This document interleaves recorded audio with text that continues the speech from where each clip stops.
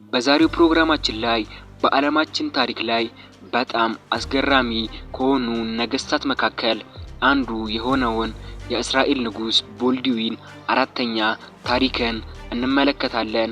እስከ መጨረሻው ደቂቃ ድረስ አብራችሁን ቆዩ። በመካከለኛው ክፍለ ዘመን በነበረው የመስቀል ጦርነት ታሪክ ውስጥ እጅግ አስገራሚ፣ ልብ ሰባሪና ክብር የተሞላበት አንድ ታሪክ አለ። ይህ ታሪክ የአንድ ታላቅ ንጉስ ታሪክ ነው። ንጉሱ በሰይፍና በጦር ብቻ ሳይሆን በገዛ አካሉ ላይ በከተመ ጨካኝ በሽታ ላይ የነገሰ ጀግና ነው። የኢየሩሳሌሙ ንጉስ ቦልድዊን አራተኛ አብዛኛው ሰው እርሱን የሚያውቀው ፊቱን በብረት ጭንብል የሸፈነ፣ አካሉ የዛለ ግን ደግሞ ጠላቶቹ በፊቱ የሚንቀጠቀጡለት መሪ አድርጎ ነው። እግዚአብሔር የመንግስታትን ዕጣ ፈንታ ለመወሰን የሰውን ውጫዊ ጥንካሬ እንደማይፈልግ ያሳየበት ሕያው ምሳሌ ነው። ገና በሕፃንነቱ የጀመረው ስቃይ እና በአጭር ዕድሜው የሰራው ታላቅ ታሪክ ዛሬም ድረስ በዓለም ዙሪያ ሰዎችን ያስደምማል። ቦልድዊን የተወለደው በ1161 ዓመተ ምህረት በቅድስት ሀገር ኢየሩሳሌም ነበር። ገና በልጅነቱ በጣም ጎበዝ፣ አስተዋይ እና ፈጣን ፈረሰኛ ነበር። ነገር ግን ገና በ9 ዓመቱ አንድ አስደንጋጭ ክስተት ተከሰተ።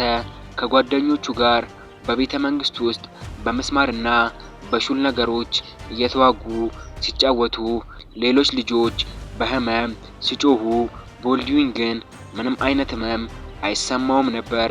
ክንዱ ላይ ሹል ነገር ሲያርፍበት እንኳን ፈገግ ይል ነበር። ይህንን ያስተዋለው ታዋቂው የታሪክ ምሁር እና አስተማሪው ዊሊያም የልጁን እጅ በጥልቀት መረመረ። ውጤቱ ግን መላው ቤተ መንግስት በሐዘን የደፈቀ ነበር። ቦልድዊን በዘመኑ ምንም አይነት ፈውስ በሌለውና ሰውን በሕይወት እያለ በሚያበሰብሰው የኩፍኝ ወይም የለምጽ በሽታ መያዙ ታወቀ። ይህ በሽታ የሰውን የነርቭ ስርዓት በማደንዘዝ ህመም እንዳይሰማ ያደርጋል። በመጨረሻም አካልን ያቆስላል። በሽታው በታወቀ በጥቂት ዓመታት ውስጥ የቦልድዊን አባት አማልሪክ በድንገት አረፈ። በወቅቱ በነበረው ስርዓት መሰረት የኢየሩሳሌም ዙፋን መሪ ያስፈልገው ነበር። ቦልድዊን ገና በ13 ዓመቱ የኢየሩሳሌም ንጉስ ሆኖ ዘውድ ደፋ። በአንድ በኩል ገና ህፃን መሆኑ፣ በሌላ በኩል ደግሞ ሰውነቱን እየበላ ያለው በሽታ ግዛቱን ለከፍተኛ አደጋ አጋለጠው። የዙፋኑ አማካሪዎችና የውጭ ጠላቶች ንጉሱ በፍጥነት ይሞታል ወይም ሀገሪቱን መምራት ያቅተዋል ብለው አስበው ነበር። ነገር ግን ቦልድዊን ሁሉንም አስገረመ። በሽታው እጆቹና እግሮቹን ማዳከም ቢጀምርም የእርሱ አእምሮ ግን ከብረት የጠነከረ ሆነ። መንግስቱን በፍትህ ማስተዳደርና የጦርነት ስልቶችን በጥልቀት ማጥናት ጀመረ። በዚያው ዘመን በሙስሊሙ ዓለም ውስጥ አንድ ታላቅ መሪ ተነሳ። እርሱም ሱልጣን ሰላሃዲን ነበር። ሰላሃዲን ግብፅን እና ሱሪያን በማስተባበር የኢየሩሳሌምን መንግስት ሙሉ በሙሉ ለማጥፋት ተነሳ። ሰላሃዲን በሺዎች የሚቆጠሩ ጠንካራ ወታደሮቹን በማሰባሰብ ወደ ኢየሩሳሌም አቀና። በኢየሩሳሌም የነበሩት ፈረሰኞች እና መኳንንት በሰላሃዲን ስም መርበትበት ጀመሩ። የክርስቲያኑ መንግስት እጣ ፈንታ በአንድ አካለ ስንኩል ወጣት ንጉስ እጅ ላይ ወደቀ። ሰላሃዲን ወጣቱን ንጉስ በቀላሉ እንደሚያሸንፈው እርግጠኛ ነበር። በ1177 ዓመተ ምህረት በዓለም ታሪክ ውስጥ እጅግ አስገራሚው ጦርነት ተከሰተ። ሰላሃዲን ከ26000 በላይ ወታደሮችን ይዞ ወደ ኢየሩሳሌም ሲገሰግስ ወጣቱ ንጉስ ቦልድዊን መኝታው ላይ በበሽታ ምክንያት ደክሞ ወድቆ ነበር። ነገር ግን የጠላትን መምጣት ሲሰማ አልጋው ላይ መቆየት አልፈለገም።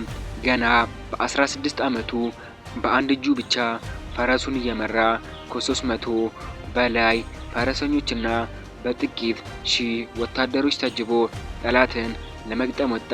ሁለቱ ጦሮች በሞንትጊዛርድ ተገናኙ። ጦርነቱ ከመጀመሩ በፊት ከፈረሱ ላይ ወረደ። በቅዱስ መስቀሉ ፊት ተንበረከከ።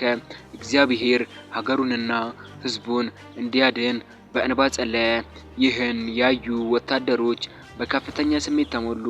ሊሞቱለትም ወሰኑ። ቦልዱዊን በፈረሱ ላይ ታስሮ ጦርነቱን መራ። በዚያ ቀን በ5 እጥፍ የሚበልጠውን የሰላሃዲን ሰራዊት 500 በሚሆኑ የኢየሩሳሌም ፈረሰኞች ብቻ ሙሉ በሙሉ ደመሰሱት። ሰላሃዲን ራሱ ለጥቂት ከሞት አምልጦ በግመል ላይ ሆኖ ወደ ግብጽ ፈረጠጠ። ይህ ድል የቦልዱዊንን ስም በዓለም ታሪክ ላይ በወርቅ ቀለም ጻፈው። ከሞንትጊዛርድ ጦርነት በኋላ የቦልዱዊን ታዋቂነት ናኘ። ነገር ግን በሽታው አራራለትም። ከዓመት ወደ ዓመት ሰውነቱ እየበሰበሰ ቁስሉ እየባሰ መጣ። አይኖቹ ማየት አቆሙ። እጆቹና እግሮቹ ሙሉ በሙሉ ሽባ ሆኑ። ሕዝቡ የእርሱን መጎዳት አይቶ እንዳያዝንና ጠላቶቹን የእርሱን መዳከም አይተው እንዳይደፍሩት ፊቱን በብርና በብረት በተሰራ ማራኪ ጭንብል መሸፈን ጀመረ። ይህ ጭንብል የንጉሳዊ ኩራቱና የማይበገረው ማንነቱ ምልክት ሆኖ ታየ። ምንም እንኳን መራመድ ባይችልም አልጋው ላይ ሆኖ አልፎ ተርፎም በቃሬዛ ላይ እየተሸከሙት ወደ ጦር ሜዳ በመውሰድ ትዕዛዝ መስጠቱን አላቆመም። ሰላሃዲን እንኳን ሳይቀር ይህንን ወጣት ንጉስ በታላቅ አክብሮትና ፍርሃት ይመለከተው ነበር። የንጉሱ መዳከም በቤተ መንግስት ውስጥ ላሉ ስግብግብ መኳንንት በር ከፈተ። የቦልዱዊን እህት ሲቢላ ጋይዲሉስኛ የተባለውን ትዕቢተኛና ጥበብ የሌለውን ሰው አገባች።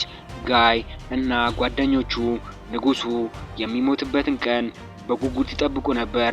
ከሰላሃዲን ጋር የተደረገው የሰላም ስምምነት በመጣስ የባዕድ ሀገር ተጓዦችንና የንግድ ማህበራትን መዝረፍ ጀመሩ። ቦልዱዊን በአልጋ ላይ ሆኖ ይህንን የክህደት ስራ ለማቆም ብዙ ታገለ። የሀገሩ ሰዎች ከውጭ ጠላት በላይ ሀገሪቱን ወደ ጥፋት እያመሯት መሆኑን ተረዳ። ንጉሱ የመጨረሻ ቀኖቹ መቃረባቸውን አወቀ።